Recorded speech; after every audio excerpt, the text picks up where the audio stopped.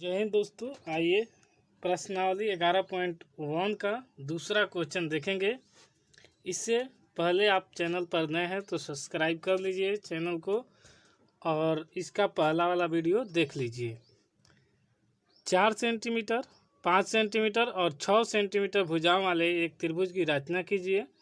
फिर इसके समरूप एक अन्य त्रिभुज की रचना कीजिए जिसकी भुजाएं दिए हुए त्रिभुज की संगत भुजाओं के 2/3 गुनी हो।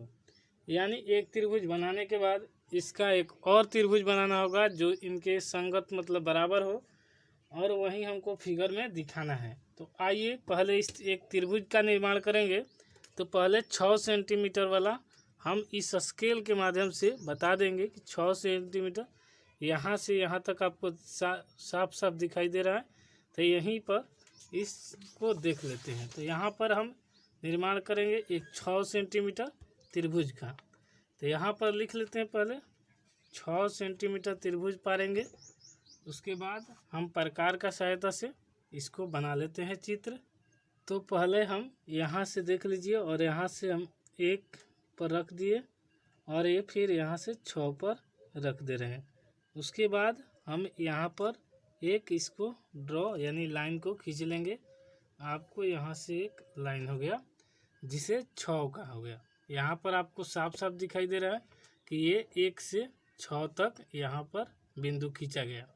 फिर इसी प्रकार हम स्केल से अब इस प्रकार इसका नाम ले लेते हैं A और इसको नाम रख देते हैं B। आप अब इसमें देख लीजिए कि यहाँ से यहाँ तक की दूरी अब हम इस प्रकार से इस पर 5 का नाप लेंगे। तो यहाँ पर देखिए ये 5 का हम नाप कर रखे हैं।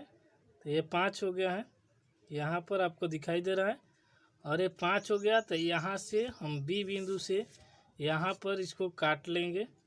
यहाँ से 5 का हम एक चाप काट लेंगे। उसके बाद फिर इसी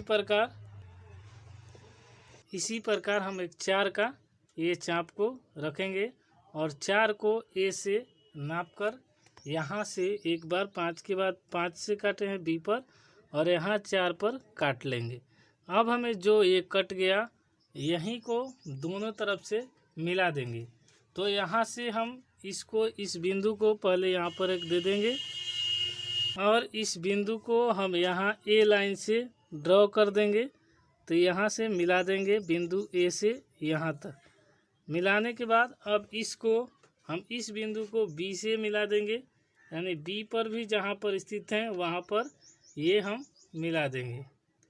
अब उसके बाद हमें मिलाने से जो बिंदु मिला उसे हम ये C नाम दे देंगे। ये हमारा एक C मिल गया। इसी प्रकार से हम चाहे तो इस तरफ कोई भी एक लाइन खींच सकते हैं जो ड्रॉ होगा, और उसको यहाँ से हम खींच सकते हैं इस तरफ नीचे की ओर। तो ये नीचे की ओर बिंदु A से हम खींच लेंगे और यहाँ से खींच लेंगे यहाँ तक।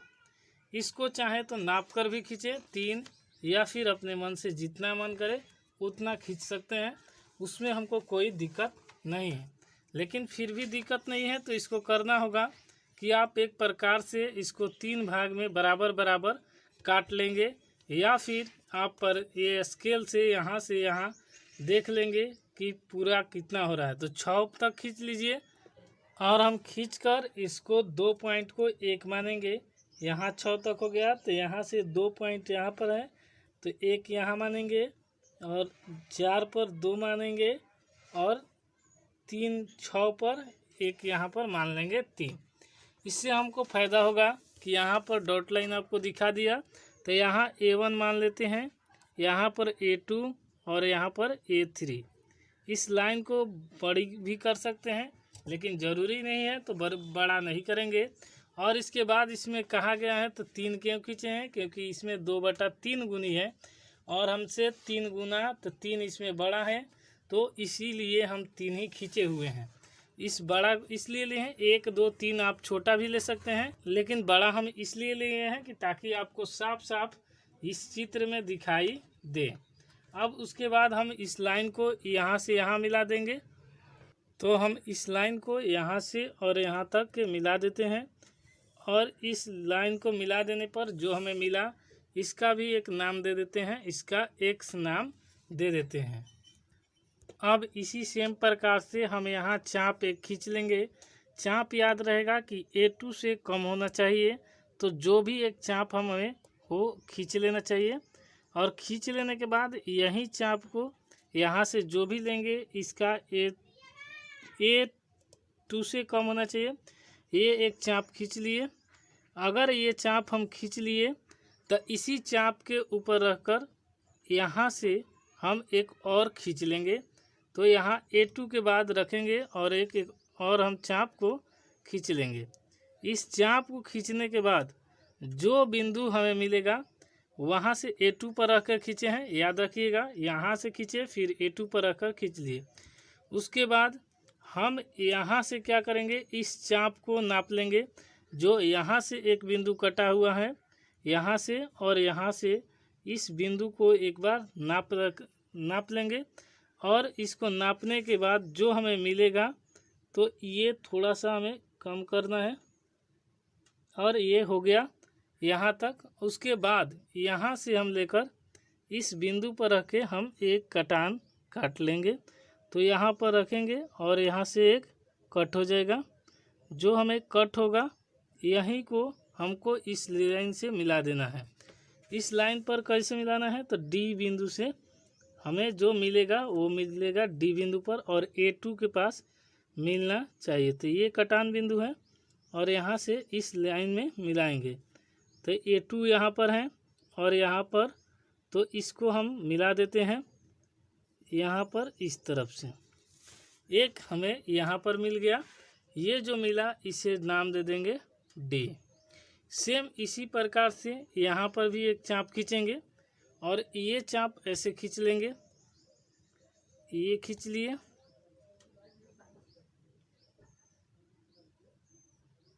उसके बाद यहाँ से जो कटा फिर यहाँ D पर रख के यहाँ से एक खींच लेंगे और इस चाप को नाप लेंगे।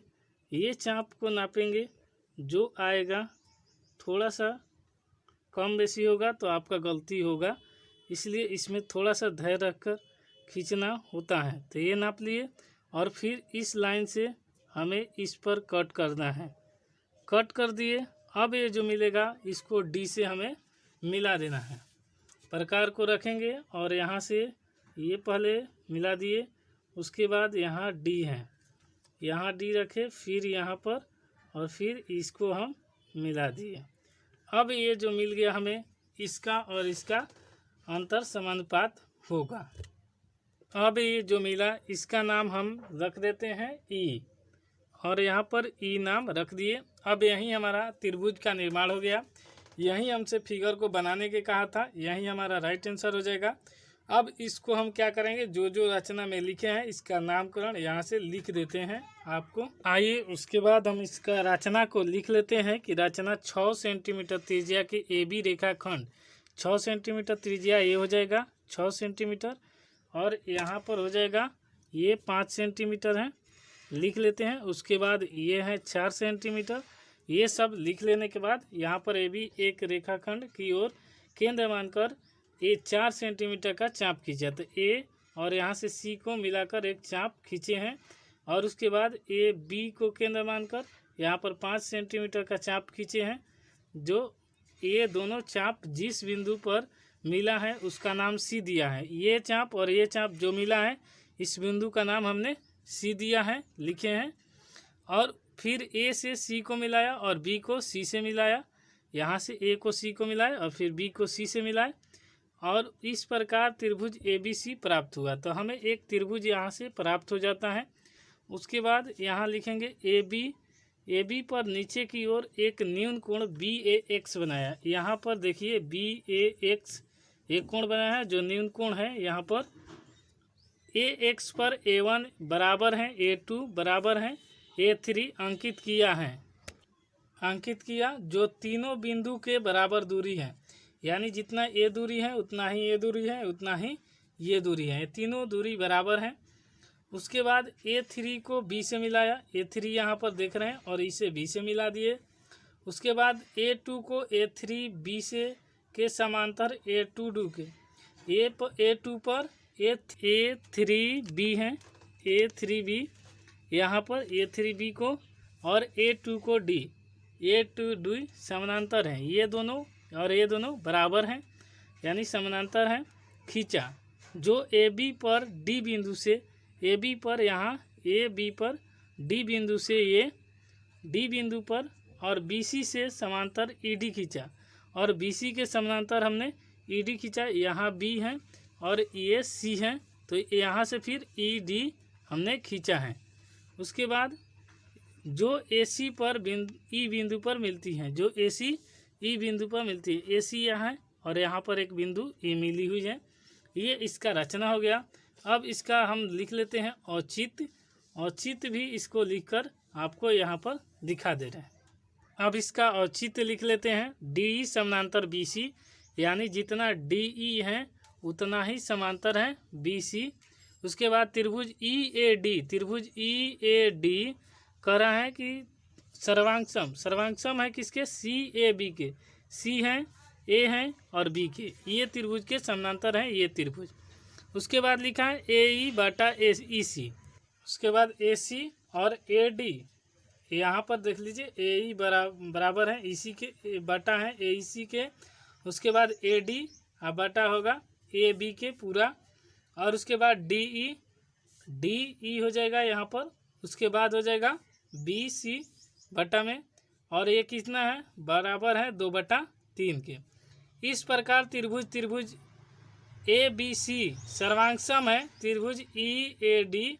यहाँ पर EAD बना है यानी ABC ये बना है और EAD सर्वांगसम बना है, जहाँ ABC के संगत भुजाओं का 2/3 गुनी है। ये इसका 2/3 गुना है ये वाला। ये पूरा 3 होगा तो ये हो जाएगा 2। ठीक है।